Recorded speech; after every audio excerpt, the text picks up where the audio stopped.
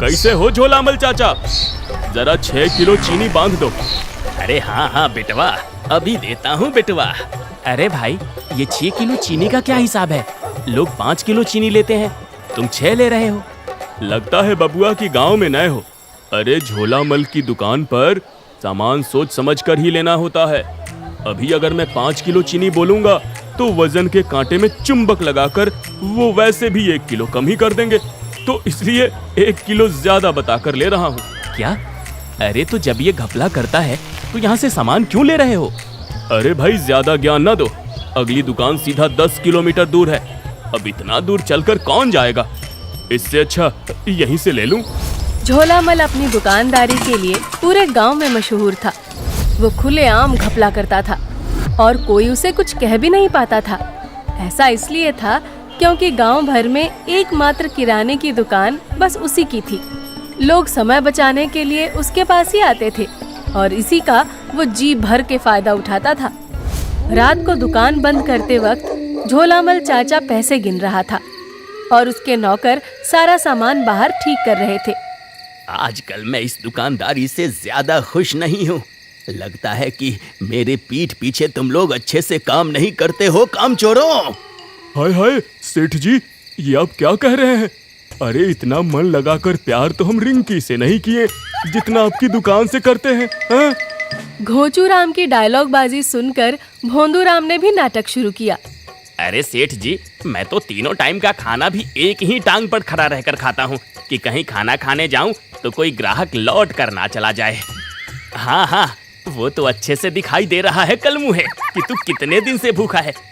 चलो अब दुकान बंद करो और घर जाओ। मैं ही कोई अच्छा उपाय निकालूंगा धंधा बढ़ाने का। हर बार मुझे ही तुम नालायकों को सिखाना पड़ता है। अगले सवेरे झोलामल अपनी दुकान जाने के पहले जलेबी खाने के लिए बाजार की सबसे प्रसिद्ध छेनाराम के ठेले के पास जाता है।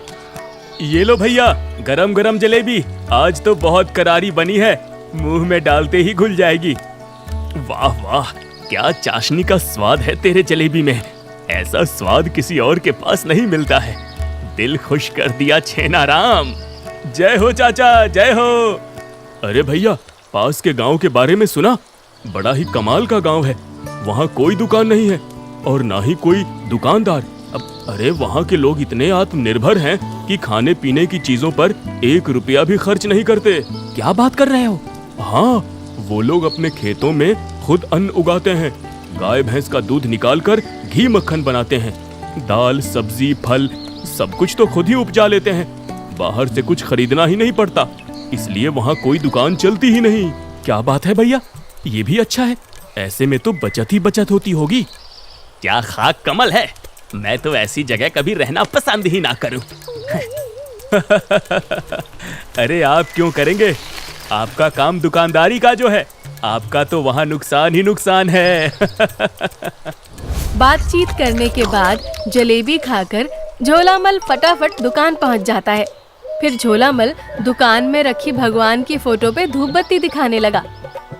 हे प्रभु, आपसे विनती है मेरी कि मेरी दुकान में जितने भी ग्राहक आए वो सारे अपने जेब भर भर के आए और मेरी दुकान पर ही खाली करके जाए। जय हो, जय हो। इतना कहकर झोलामल धूप बत्ती को बुझाकर वापस रख देता है। हैं? अरे अरे मालिक, ये क्या? आपने धूप बत्ती वापस क्यों रख दी मालिक? अरे भगवान ने उतनी धूप बत्ती में ही मेरी बात सुन ली होगी। अगर रोज एक अगरबत्ती जलाऊंगा तो कितना खर्चा बढ़ जाएगा, तुझे कुछ पता है? बड़ा आया मुझे बताने वाला। निकल इधर से, अपने काम पे ध्यान दे। ऐसे में एक अगरबत्ती को हफ्ते भर चलाता हूँ।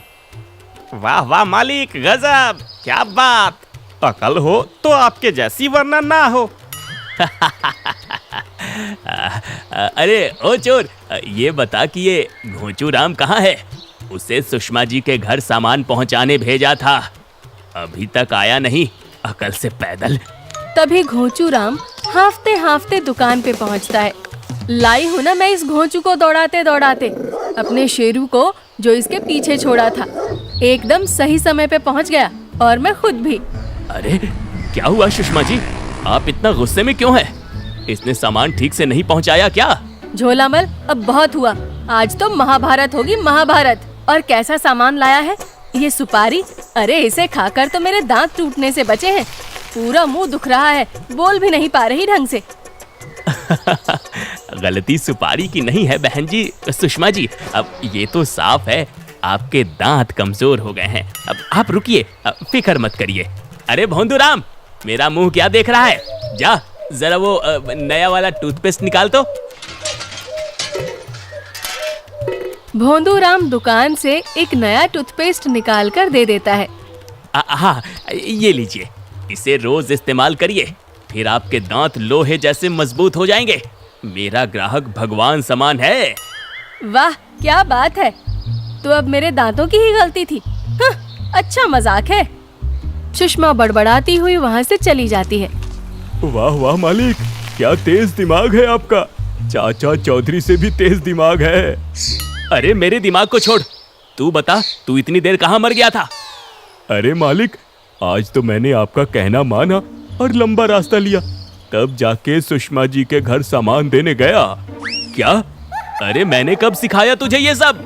अरे मालिक, आपने ही तो कहा था ना कि दूर सोचने से बहुत तजुर्बा होता है और अच्छे से काम कर पाऊंगा। इसलिए मैं दूर चला गया और बहुत दूर और खूब घूमा, और तो और एक बारात भी मिल गई, उसमें नागिन डांस भी किया, बड़ा मजा आया। अबे तू चुल्लू भर पानी में डूबकर मर क्यों नहीं जाता? झोलामल दुकानदार ये सुनकर अपना सर पकड़ लेता है। फिर दिन भर के कामकाज नियम से निपटाने के बाद तीनों अपने अपने घर जाकर सो जाते हैं। अगली सुबह गांव भर में हल्ला मच जाता है कि पड़ोस के गांव में बाढ़ आ गई है। अरे चाचा एक ब्रश तो देना और थोड़ा मजबूत देना, पिछली बार वाला 2 हफ्तों में ही टूट गया। हाँ भैया, अभी लो। अरे भाई, तुमने सुना क्या? बगल के गांव में कैसे बाढ़ आ गई है। अरे वही लोग जो सारा खाना पीना खुद से आत्मनिर्भर वाले, वहां से सटकर जो बांध था वो अचानक से टूट गया और गांव में त्राही त्राही मची हुई है। अरे राम राम, बेचारे कितना परेशान होंगे वहां के लोग।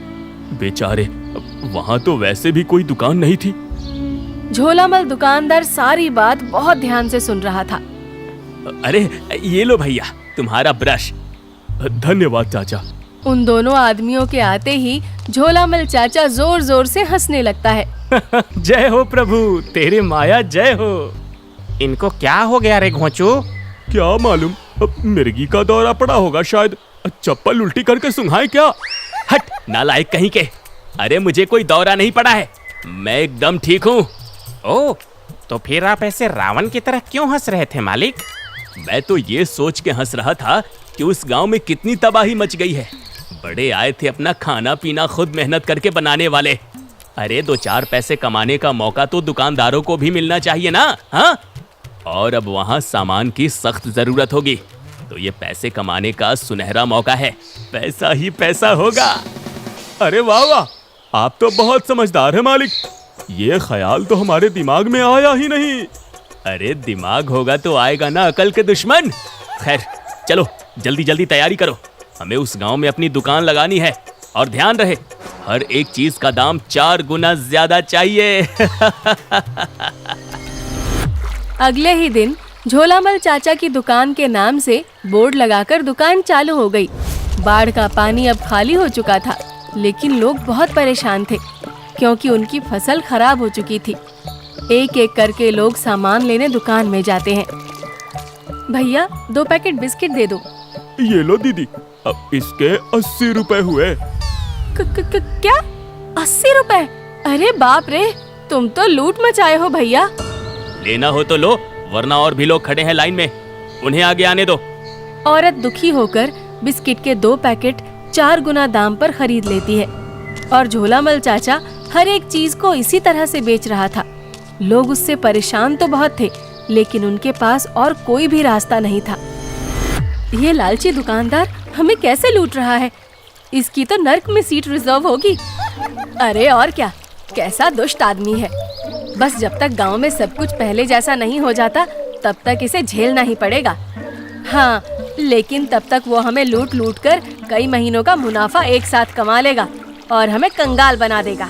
सभी गांव वाले झोलामल के लालच से तंग आ चुके थे, लेकिन वो हालात के आगे मजबूर थे। मगर एक दिन गांव में मसीहा बनकर एक बहादुर पुलिस वाला आया। गांव वालों, मुझे शहर से बाढ़ के बाद गांव का जायजा लेने के लिए भेजा गया है। आप लोगों तक कई सरकारी सुविधाएं भी भेजी गई हैं, जिसमें आपको जरूरत का सामान भी दिया जाएगा। साथ ही साथ जिसके जिसके घर टूट गए हैं उन्हें सरकारी शेल्टर में जगह भी मिलेगी। अरे साहब, आप तो भगवान की तरह आए हैं। हम सब बहुत परेशान थे। नहीं नहीं, ये तो मेरी ड्यूटी है। मैं बस अपना ड्यूटी निभा रहा हूँ। साहब, आपके आने से हमें बहुत राहत मिली है, वरना गांव में कुछ लोग ऐसे भी हैं जो इस बुरे वक्त में हमारा फायदा उठा रहे थे। क्या? मगर ऐसा कौन है? अरे ओ लालची झोलामल, उसने मौका पाकर अपनी दुकान यहाँ लगा ली और 4-4 गुना ज्यादा दाम पर हमें सामान बेचने लगा। सरकारी मदद तो अब आई है, लेकिन पहले तो हमें उसी से सामान लेना पड़ा ना। ओह, तो ऐसी बात है। चलो जरा मुझे भी तो दिखाओ, कौन है ये लालची दुकानदार? पुलिस वाला गांव के कुछ लोगों के साथ झोलामल चाचा की दुकान पर जा पहुंचता है। गांव वाले कुछ ही दूरी पर जाकर छुप जाते हैं। हाँ भाई, कौन है यहाँ का मालिक? जरा एक नमकीन का पैकेट तो देना। हाँ भाई, ये लो तुम्हारा नमकीन का पैकेट। हाँ लाओ, इसके 40 रुपए हुए। अच्छा, लेकिन पैकेट पर तो बस 10 रुपए ही लिखे हैं। हाँ तो लिखा चाहे जो हो, दाम एक ही है, 40 रुपए। लेना है तो लो, वरना तुरंत पतली गली पकड़ो। पता नहीं कहाँ कहाँ से आ जाते हैं। अरे मूर्ख, चुप कर। क्या हुआ मालिक? अब क्या हुआ? इस बार तो मैंने कोई गलती नहीं की ना। अरे आप ही ने तो कहा था सबसे यही बात बोलनी है। मैंने तो ये लाइन कागज में लिखकर याद की है। अब आप चुप रहने को कह रहे हैं।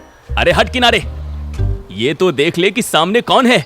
जी जी, मैं हूँ झोलामल, दुकान का मालिक मैं ही हूँ। बढ़िया बढ़िया, बहुत बढ़िया दुकान है तुम्हारी। लेकिन जो बात बढ़िया नहीं है वो ये है कि तुम्हारे ऊपर आरोप है कि बाढ़ में तुमने पीड़ितों से 4 गुना दाम वसूला है। ऐसे बुरे समय में गरीबों से पैसा कमाने में तुम्हें शर्म नहीं आई क्या? अरे नहीं साहब, मैंने नहीं, मैं ऐसा बुरा आदमी नहीं हूँ। ये तो हाँ, ये सब मेरे नौकरों की करतूत है। मैंने तो हमेशा ईमानदारी से ही काम किया है। जरूर मेरे पीठ पीछे इन्होंने ही कुछ घपला किया है जो कि मेरी जानकारी में भी नहीं है। हाँ। झोलामल चाचा का रंग बदलते देख घोचूराम और भोंदूराम हैरान हो गए। अरे सेठ जी, ये आप क्या बोल रहे हैं? मैं तो हर दाम वही लगाता हूँ जो आप कहते हैं। ओहो, तो दाम तुम ही लगाते हो? मतलब के दाम 4 गुना करने के पीछे तुम्हारा हाथ है। चलो थाने, तुम्हें तो मैं 4 गुना ज्यादा डंडे मारूंगा।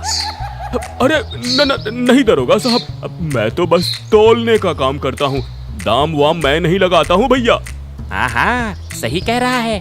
दाम तो सेठ जी बताते हैं, हम तो बस तराजू में चुंबक लगाते हैं, और कुछ भी नहीं, माँ कसम। हाँ। अरे मूर्ख, चुंबक की बात क्यों बता दी? सत्यानाश हो इन कलमुहों का। अब क्या फायदा झोलामल, ये तो कर्मों का फल है। तुमने गांव वालों को बेवकूफ बनाया और भगवान ने तुम्हें इन 2 बेवकूफों को भेजकर, जिन्होंने बिना कुछ पूछे ही तुम्हारी सारी की सारी पोल पट्टी खोल दी। आहा, पकड़ा गया, पकड़ा गया। अरे सही हुआ, पकड़ा गया। चलो बढ़िया है, पकड़ा तो गया। अरे नहीं मालिक, मुझे माफ कर दो। बस एक और मौका दे दो। अब दुकानदारी ही छोड़ दूंगा, खेतों में जाकर हल चलाऊंगा और उसी से अपना गुजारा करूंगा। मेरे छोटे छोटे बच्चे हैं। क्या कुछ भी बोलते हो सेठ जी? आपकी तो अभी तक शादी भी नहीं हुई। हाँ? अरे चुप हो जा नालायक, अब क्या सीधा जेल पहुंचाकर ही सांस लेगा? बस अब तो साफ है, तुम कभी सच बोल ही नहीं सकते हो झोलामल चाचा। तुम बहुत स्वार्थी और लालची दुकानदार हो और तुम्हारी सही जगह जेल में ही है। अब चलो, बहुत हुई दुकानदारी। नहीं साहब, अब ये दोनों नौकर नालायक हैं। अब इन्होंने ही सब किया है, अब इन्हें ही ज्यादा लालच था। अरे मैं तो गरीब आदमी हूँ। हैं? गरीब? अरे मालिक, कल ही तो आपने कहा था कि इतना पैसा गिन गिन कर थक गया हूँ कि उंगलियों में छाले पड़ गए हैं। अब लगता है एटीएम की तरह पैसे गिनने वाली मशीन मंगानी पड़ेगी। हाँ? सही कहा, मैंने भी सुना था। इस बात पर सभी गांव वाले एक बार फिर से ठहाका लगाकर हंसने लगे। हे भगवान, अरे तुम दोनों मेरा सर्वनाश करने आए हो क्या? अरे दरोगा साहब, अब आप मुझे ले ही चलो अब, वरना ये दोनों तो मुझे उस जुर्म की सजा दिलवा देंगे जो मैंने शायद किया भी ना हो। अब ले चलो मुझे, जल्दी ले चलो। चलो और तुम दोनों भी साथ चलो। इनके गलत काम में भी तुम बराबर के साथी हो, तो अब तीनों मिलकर जेल में अपनी दुकान लगाना। तावड़े, गिरफ्तार कर लो सबको। ए चल बैठ जीप में। क्या? हे भगवान, इसका मतलब ये दोनों मूर्ख जेल तक भी मेरा पीछा नहीं छोड़ने वाले। पुलिस वाले तीनों को गाड़ी में भरकर ले जाते हैं